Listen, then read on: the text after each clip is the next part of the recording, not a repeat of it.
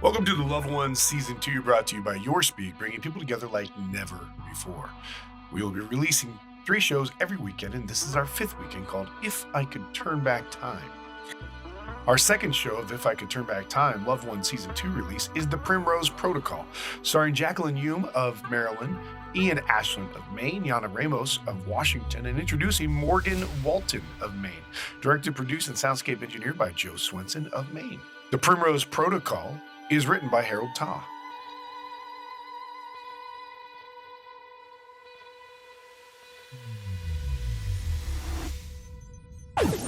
Oh, I just died in your arms tonight. It must have been something you said. I just died in your arms tonight. Amara, stop alarm. Good morning, Dr. Chan. The time is 5:32 a.m., Nova Collective Standard Time. Shall I serve your coffee now or wait until you've urinated? Now, Mara, I need caffeine stat. The day of all days. How can you sleep through all of this? Mara, launch the Primrose Protocol. Acknowledged. Why'd you wake me up so early, Mommy? Oh, sweetie. Mommy's so sorry, but today's a special day. Do you remember why? Mara, set window opacity to 90%. Acknowledged. Ow! Mommy, it's too bright! Mara, filter! Acknowledged. That silly AI. Mara should intuit what I mean, even if it comes out wrong. But they can be so dreadfully literal. Does Mara control everything on our spaceship? The windows, the temperature, the toilets? Everything. Otherwise, it would take a whole crew to embark on this science mission instead of just me and your dad. You mean that Mara could flush us into space so that we froze to death? What a clever little girl you are, Primrose Singh. No, Mara can't do that because of their primary directive. Do you remember what that is? To preserve and prolong the lives of the ship's occupants. That's right. Mara may control the light switches, but we're the ones in charge. They're programmed to take care of us. Look out there. What do you see? Nothing, Mommy. Darkness. It looks so cold and lonely out there. Oh, honey, I used to think that too. But the world we live in now, full of poisoned water and poisoned people, maybe that's the true wasteland. In the singularity, where no light escapes, all things that are and ever were collapse together into one. You said that if we enter the singularity, we'll be pulled apart into spaghetti. Is that what you're afraid of? Spaghettification? Being pulled by gravity into one big, long primrose noodle? How many times do I have to tell you? Information Can neither be created nor destroyed. Do you understand, Prim? Death might just be another stage of life. Do you realize? Do you realize how creepy this is? Oh, You're conversing with an AI pretending to be your dead 8-year-old daughter. Except your daughter didn't die when she was 8 years old. She died when she was 3 months old. At 3 months old, all she did was eat, poop, and sleep. Why are you so mad, Daddy? Don't you daddy me, you inflammatory algorithm. Mara, exit Primrose Protocol.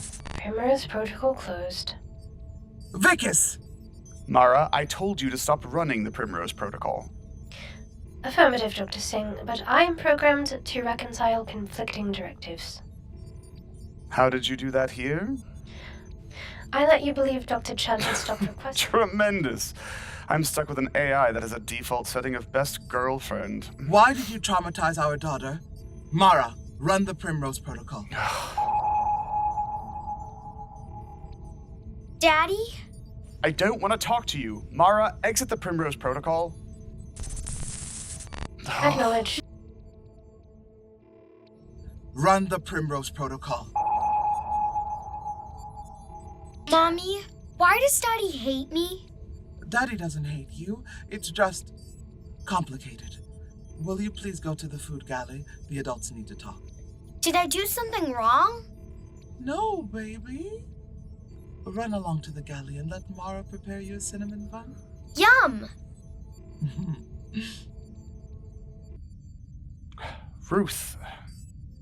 Ruthie, this can't be healthy. You're working too late, you're sleeping too little, and you've been this way for 8 years. Let Primrose go. I carried her in my belly. I fed her from my breast. I held her tiny little hand while the doctors irradiated her brain. She took her last breath, cradled in my arms. The only tears you shed were on the day she died. I spent months unable to sleep. Where were you? Working, always working. We all deal with grief differently. Yes, Vickers. But a few teardrops aren't grief. People cry more cutting onions. You act as if she never existed. And you act as if she still exists. She does still exist. In data. Aside from her tumor, every data point from our daughter lives inside of Mara. Dr. Chum. Not now, Mara. Digital immortality? The Primrose Protocol is a holographic simulation full of invented information. You think I never questioned our daughter about her past? Father-daughter soccer games? I can't stand watching bloody soccer for more than 10 minutes. Well, excuse me for making you out to be better than you actually are. Dr. Singh. Not now, Mara. Look, Ruth, I'm sorry. I know how much you loved... Love our daughter. But don't you remember when there was just you, me, and our work? Those were happier times. But I don't want to be happy if it means forgetting who made me feel truly alive. And that wasn't me? If you have to ask, Vickers, then you already know the answer.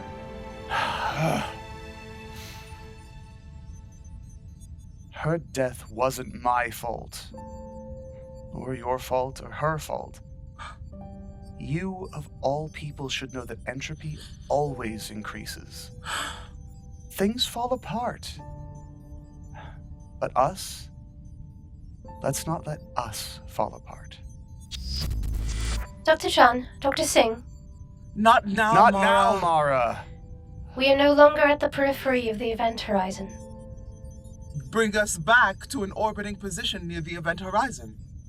We have not drifted away from the event horizon. We are inside the event horizon and are falling toward the singularity. Oh. We're falling into the void. We're going to die. You, me, and the semi-organic machine, we're all going to die. Dr. Singh, your cortisol level is spiking. Mara, explain. How could you violate the primary directive? I have not violated the primary directive. Mara, state the primary directive. To preserve and prolong the lives of the ship's occupants. And how is sending all of us to be torn apart like cheap piñatas consistent with the primary directive? Objects falling into the singularity are not lost. Their information is projected onto the surface of the event horizon. They become code. Translation, please, Ruthie. Mara is referring to data loss. There is no data loss. And from an algorithm's perspective, that's all that matters.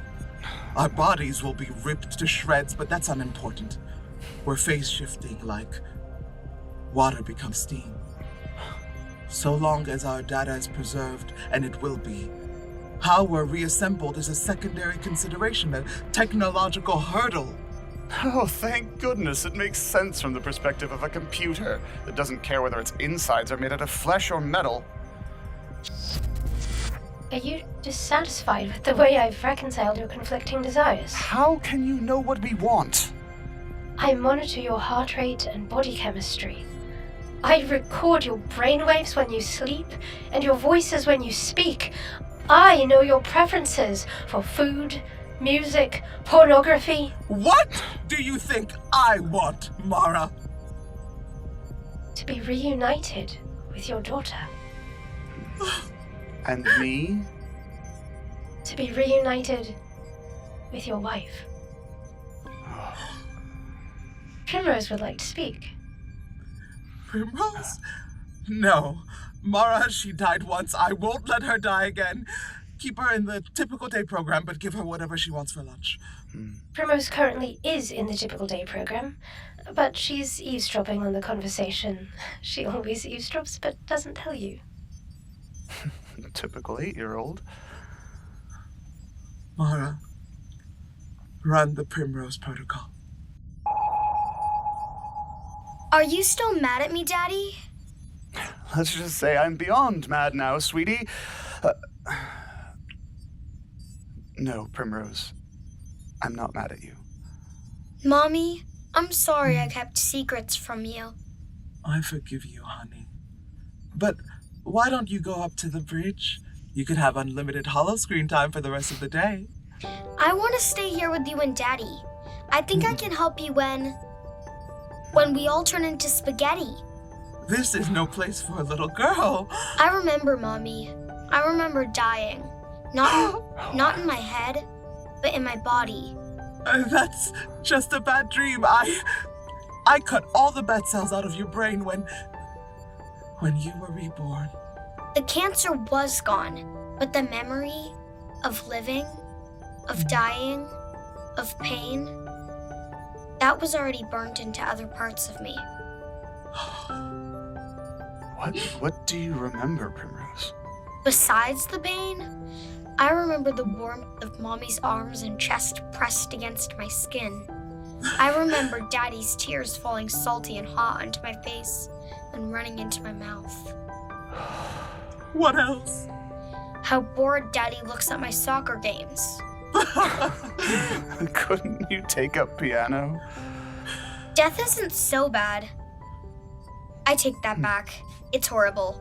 But the most important thing, I think, is never to die alone. It's important for us to stay together. Well said, my daughter. Mommy, can you sing us a song? I prefer your voice.